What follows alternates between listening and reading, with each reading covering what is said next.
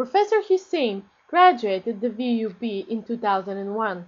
He is a Doctor of Philosophy in Political Science. His research interests are the Liga Nord and ethno-regionalist parties. He is very interested in the Europeanization processes, and he has particular insight on regions in Europe and their representations in Brussels. Which is the most common lobbied EU institution, and why and how? Two institutions are particularly important, the Commission and the European Parliament.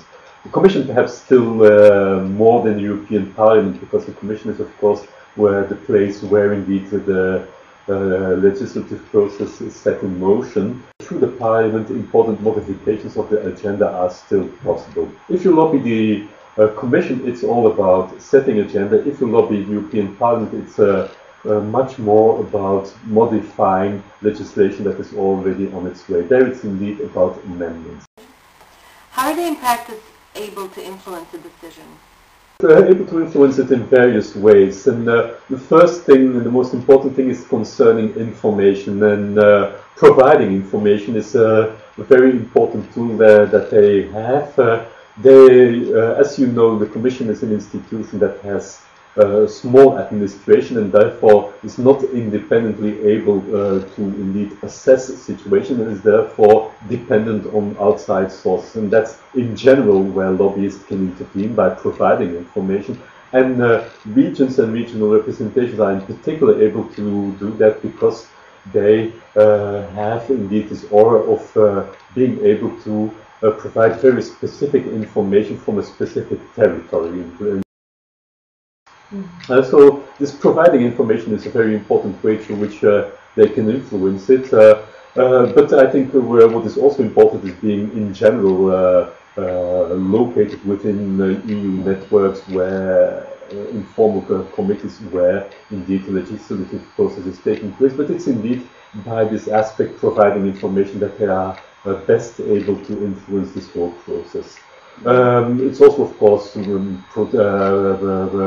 proposing position papers that they can also show their reliability, that the fact that they are informed, that they are part of this whole policy network. But I think this indeed this information that they are able to provide is indeed the added value which makes them can make them an important and reliable interlocutor for the Commission. Professor, can you lobby for everything you want?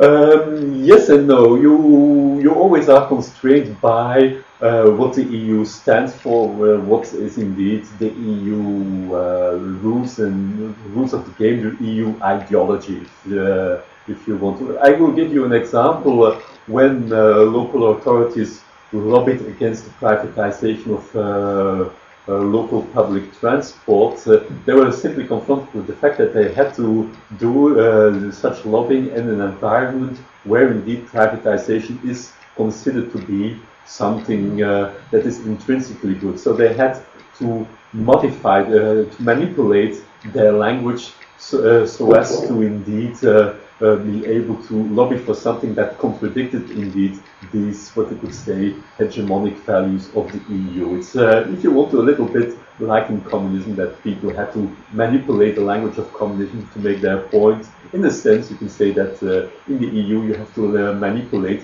the language of the market to get your point, even, especially when you want to argue against this market dominance. After this wonderful insight from Professor Hussein about think tanks, lobbying groups, and regional offices, we are now meeting with Mona Chair, who is a certified career coach. Mona received her training in London at the Coaching Development School. She has been trained by the UK's top trainers in the field.